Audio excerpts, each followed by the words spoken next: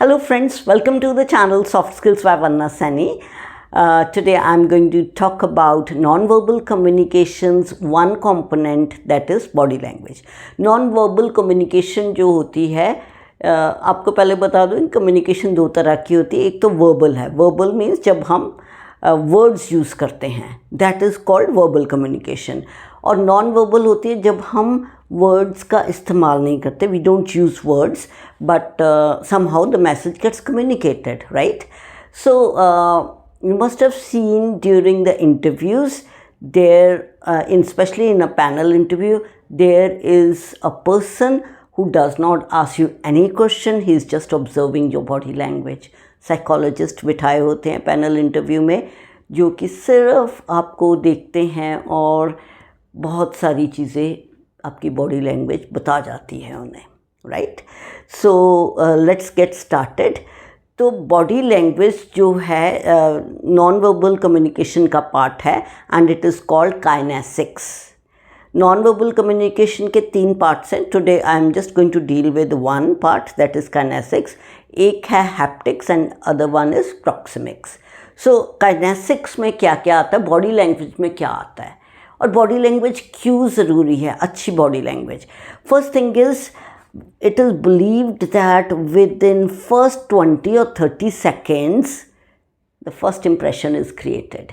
आप आपके मुंह खोलने से पहले ही आपका इम्प्रेशन क्रिएट हो जाता है एक स्ट्रेंजर के सामने. सो आपके जो बॉडी लैंग्वेज है उसमें क्या क्या आ जाता है, काइनेसिक्स में क्या क्या आता है, ये कंपोनेंट्स हैं. एक तो है आपकी appearance. Appearance means what are you wearing and how are you carrying yourself. आपने कपड़े को कैसे डाले हुए हैं और आप उस चीज़ को कैसे कैरी कर रहे हैं. कपड़े ज़रूरी नहीं कि आपने जी ब्रांडेड कपड़े डाले हुए हैं.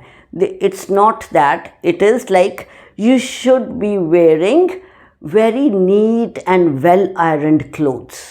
ठीक है, ये बहुत इंपॉर्टेंट पॉइंट है. और how do you carry yourself, आप उन कपड़ों में कंफर्टेबल हो कि नहीं हो. कई बार होता है कि हम देखा देखी में कपड़े तो वैसे से डाल लेते but sometimes deep inside we are so conscious, हम ऐसे ही देखते रहते हैं हम अपने आप को कि यार मैं ठीक लग रहा हूँ या ठीक लग रही हूँ. So you need to be very careful that what you are wearing. Just wear those clothes in which you are comfortable and it should be formal enough in a formal situation. So first is your appearance. Appearance में आपकी grooming आ जाती है, आपका hair style आ जाता है, आपके कपड़े आ जाते हैं, आपकी एक्सेसरीज आ जाती हैं. So if we start with appearance, तो I would like to talk about what kind of clothes men and women should wear at a workplace or in a formal situation. Let's get started. First for women, जो ladies हैं, if they are working in a corporate sector, so they can wear formal suits, that they can wear trousers along with collared shirt. जो collared shirt है, that is considered to be formal. And the trousers, if the trousers are dark, the shirt should be light and it should be full sleeved. That's better. And they can always wear a scarf along with the shirt, right? In case they don't want to wear a tie, they can wear a scarf. And like if they are wearing shoes, अगर वो shoes डाल रही हैं तो they need to see कि उनकी जो socks हैं वो trouser के साथ की हों. अगर if they are wearing blue trousers तो shoes के साथ जो सॉक्स डालनी है it should be blue only. The reason, there is a reason for it. When you sit down the trousers get lifted up and your like feet are visible. ठीक है, और जो शूज़ और ट्राउजर्स के बीच में gap है तो वो अलग सा नहीं दिखना चाहिए. It should look as the continuation of the trousers only.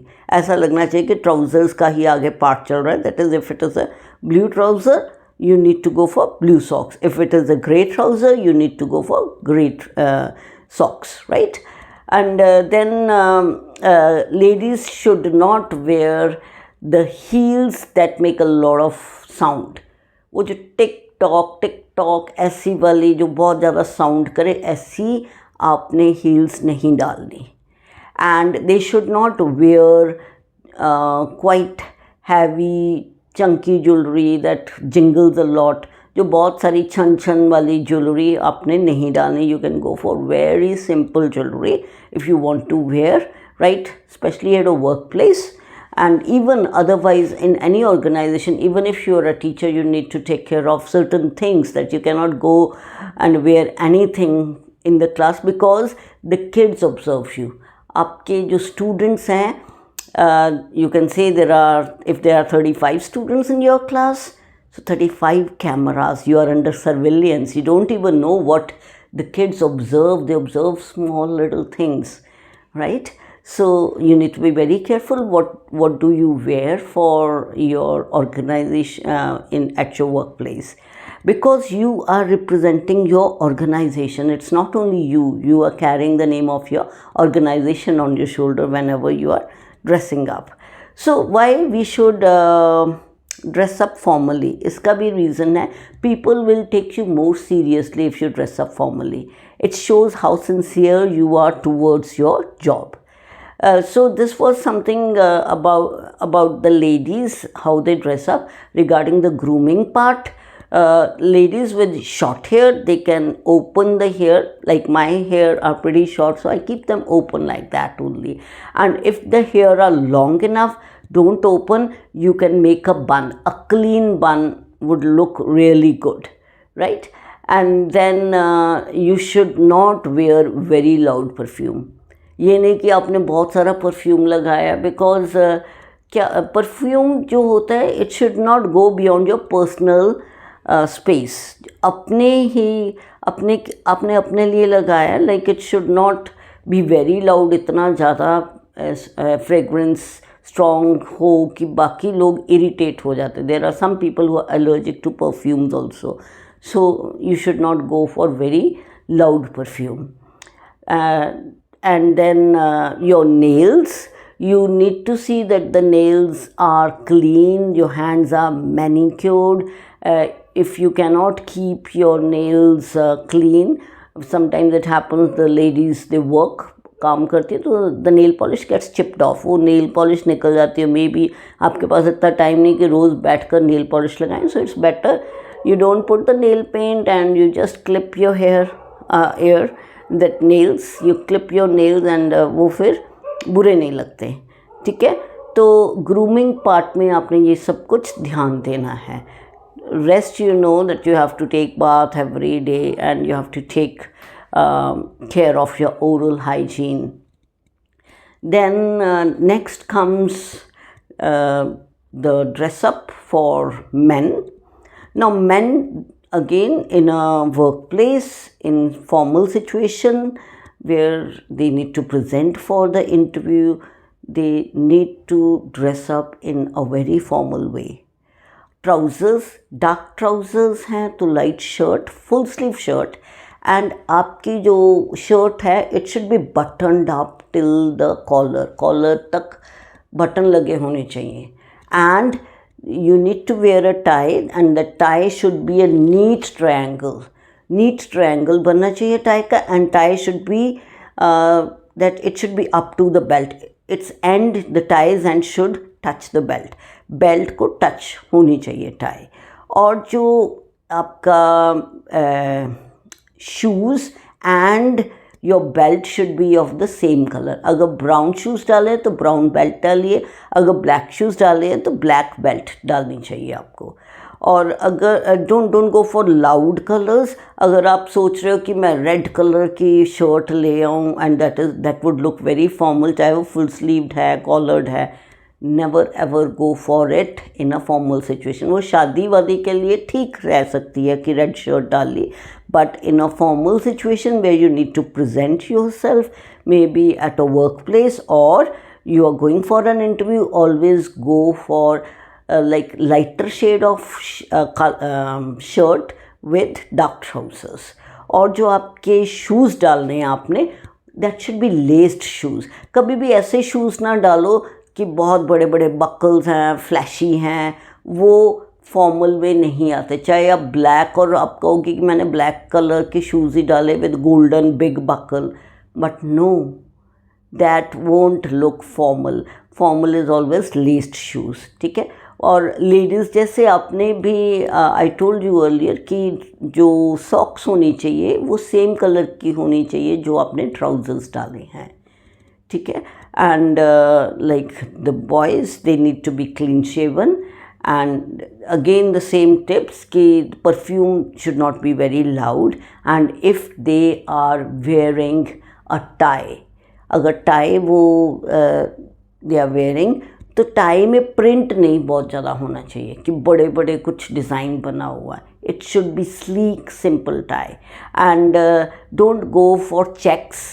Checks are not considered to be formal. Formal means plain shirt, right? Striped or checks, they do not come in formal. So ये भी नहीं कि आप कहो कि मैं jeans डाल लूँ और शर्ट डालूँ ये फॉर्मल हो जाएगा. It can be considered semi-formal but not fit for interviews and at a workplace. Sometimes on Saturdays, especially in corporate sector, they do allow. It depends from organization to organization. You need to check out with your organization what do they allow and what they don't allow. वो क्या allow करते हैं organisation. आपको हमेशा organisation के rules के according dress up होना चाहिए. That is very important. आपने अच्छा after coming up with the dress up thing you just need to see that how do you carry yourself. अब आपके shoulders they should be stretched back and you need to keep your chin up, ठीक है. ये नहीं कि आप ऐसे ऐसे चल रहे हो कि your eyes are glued to the floor और फटाफट से चल रहे हो. You need to take pride in your self. Take your space. This shows that you are important. If you don't give importance your own self, who is going to give? अगर आप खुद को ही नहीं इम्पोर्टेंट समझते तो बाकी लोग क्या समझेंगे. सो आपने समझना है कि हाँ मैं बहुत इम्पोर्टेंट हूँ, right. The world is there for you if you are there, right. तो आपने अपने आप में आत्मविश्वास के साथ चलना है.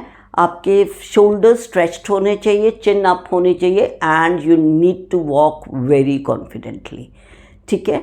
और जब भी आप कोई प्रेजेंटेशन देते हो you need to have eye contact with audience. अब आई कॉन्टैक्ट क्यों होना चाहिए? फर्स्ट थिंग इज़ एक तो ये शो करता है कि आप कॉन्फिडेंट हो. दूसरा ये पता लगता है कि जो लोग सुन रहे हैं वो आपकी तरफ सुनने में इंटरेस्टेड भी हैं कि नहीं. अगर आप खुद ही नीचे को मुंह करके बोली जाओगे अब ऑडियंस क्या कर रहे हैं पीछे, you won't get to know कि वो मोबाइल चला रहे हैं. Eye contact is the only way to connect with the audience. तो आई कॉन्टैक्ट एक आपको शो करता है कि यू आर कॉन्फिडेंट. कभी भी आंखें झुकाकर बात नहीं करनी. अगर आप में कॉन्फिडेंस नहीं है तभी आप आंखें चुराओगे. अगर कई बार बहुत सारे लोग बहुत शर्मीले होते हैं तो आपने अगर सोचना है कि मैं अब कैसे देखूँ उसकी आंखों में या इंटरव्यू की आंखों में, व्यूअर की आंखों में कैसे देखा जाए, तो always look in the centre of the this two eyes. एक ट्रायंगल टाइप सोच लो कि मैं उधर देख रहा हूँ. जब आप उस तरफ देखोगे, चाहे आंखों में मत देखो, आप उसके जो आइज़ के बीच वाले पार्ट में देख रहे हो तो उसको लगेगा कि हाँ जैसे वो आई कॉन्टैक्ट ही हो रहा है, ठीक है. So eye contact is very important. Second part is smile is very important. It plays a very important role. There is a technical reason also. ये टेक्निकल रीज़न क्या है स्माइल का? अगर आप स्माइल करते हो, ठीक है, अगर आप नर्वस भी हो तो आपकी जो नर्वसनेस है ना वो कभी भी आवाज़ में नहीं आएगी. आवाज़ आपकी कांपेगी नहीं, ठीक है, बिकॉज ये वोकल कॉर्ड्स को रिलैक्स करती है. स्माइल जो मसल्स हैं they get relaxed. So smile is always good to carry. It shows you are pleasant, you are confident. And there is another reason, technical reason I have already told you. Your voice will not shake even if you are nervous, ठीक है. So don't forget to carry your smile along. And then how you need to stand when you're presenting yourself. You need to see that the body weight gets divided between your feet. दोनों पाँव के बीच में आपका body weight divide होना चाहिए और आपने सीधे खड़े होना। ये नहीं कि आप स्लाउच कर रहे हो, जैसे कई बार होता है कि there is a podium there और आप ऐसे कर कर खड़े हो जाते हो। अगर ऐसे झुक कर खड़े होते हो, यू आर स्लाउचिंग, तो वो नेगेटिव बॉडी लैंग्वेज है। And never cross your arms. अगर आप ऐसे करते हो तो इसका मतलब है कि आप डिफेंसिव प्ले कर रहे हो, ठीक है। आप क्लोज्ड पर्सनैलिटी, आपको अच्छा नहीं लगता कि कोई आपको सजेस्ट करे या कोई सजेशन दे, तो this goes against you. You should always be receptive. आप रिसीव करने के लिए तैयार होना चाहिए। एक आपने जो हाथ रखने, it should be open. This is open palms. Palm should be up, right? तो हमेशा जब आप बात करते हो तो you can make use of gestures, hand gestures. There are certain nervous mannerisms that you should avoid. This is what I have come across over a period of time. मैंने बहुत सारे students, when I was training them, अब मैं कोई भी उनको task देती हूँ, बोलने के लिए देती हूँ, तो I have seen how students what kind of nervous mannerism they do, right. कई बच्चे आते हैं तो वो ऐसे ऐसे साथ में बोली जाएंगे, साथ में वो हिली जाएंगे, सो दैट इज़ रॉन्ग। उन्हें पता नहीं लगता। हमें when you get nervous, you don't get to know कि क्या चीज़ करनी चाहिए। आपकी बॉडी खुद ब खुद बोलती है। बट इफ़ यू नो कि ये चीज़ें नहीं करनी चाहिए, तो definitely you will not do it, है ना। आप क्यों करोगे? आप अपनी बॉडी को कंट्रोल करने की कोशिश करोगे। कई बार स्टूडेंट्स क्या करते हैं, साथ में बोले जाएंगे, then they crack their knuckles and they say भूल गए, तो please that's okay, don't fill it with ah. जब ये चीज़ें बोलते हो तो बहुत और भी कॉन्स्पिक्वस लगता है, और भी ज़्यादा ऑब्वियस हो जाता है कि आप नर्वस हो, आप ये अलग सी आवाज़ें निकाल रहे हो, right. So that is nervous mannerism. And then some students they start stomping the foot. तो कुछ टक ऐसे ऐसे अपने पाँव के साथ आवाज़ करते रहते, they start stomping foot, right. That should not be done. And then there are some students, if they are carrying their pen along with it, they start ticking it, tick tick tick tick tick tick करी जाएंगे। और there are some students, they think it's cool, it's confident to put hand in your pocket. वो they put hand in the pocket and they speak thinking कि यार हम तो बहुत cool लग रहे हैं, मैं तो बहुत confident लग रहा हूँ। But it goes against you. It is a negative trait of your body language. ये गलत है। कभी भी प्रेजेंटेशन देनी है, कभी किसी सीनियर से बात कर रहे हो, कभी भी पॉकेट में हाथ नहीं डालना, राइट। एंड कभी भी आप किसी सीनियर से बात कर रहे हो, किसी से भी बात कर रहे हो, if it is sunny outside, right, आपका सीनियर है कोई, आप बात कर रहे हो, तो you should always remove your goggles. Shades लगाइए तो आप शेड्स को निकाल दीजिए।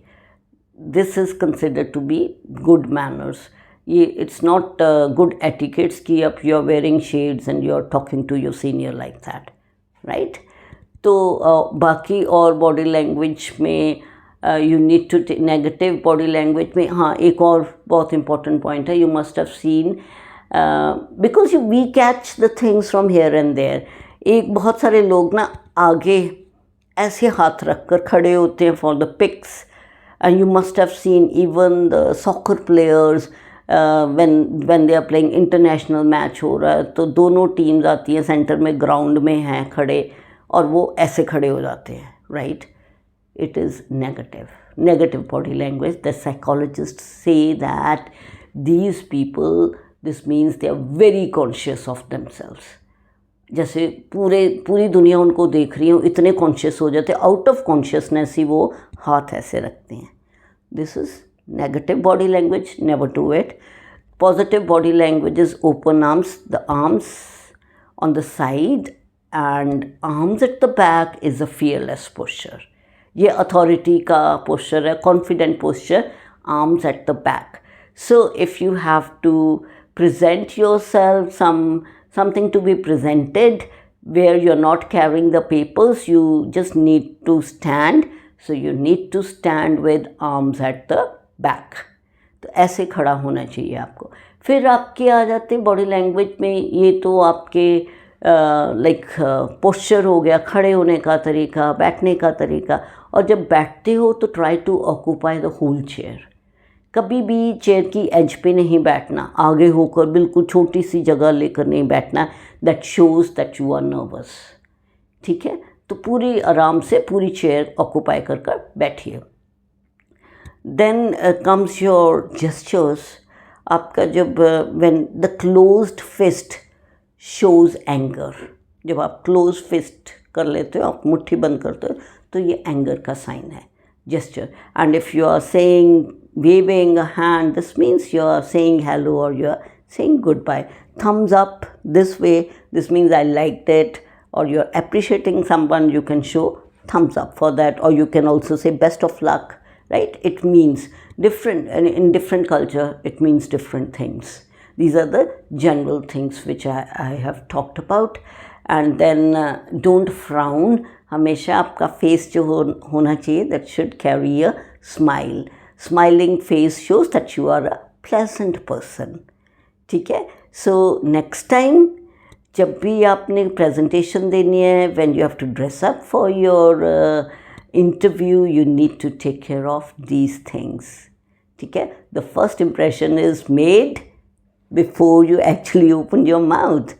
The way you carry yourself, what you are wearing, all this matters a lot, and it is a part of kinesics.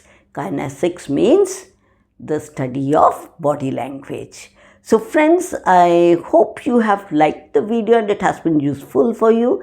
आपको अगर वीडियो अच्छी लगी है तो please give me a thumbs up. That will keep me motivated, and I will come up with more such videos in future. Thank you. Do subscribe my channel, and bye-bye.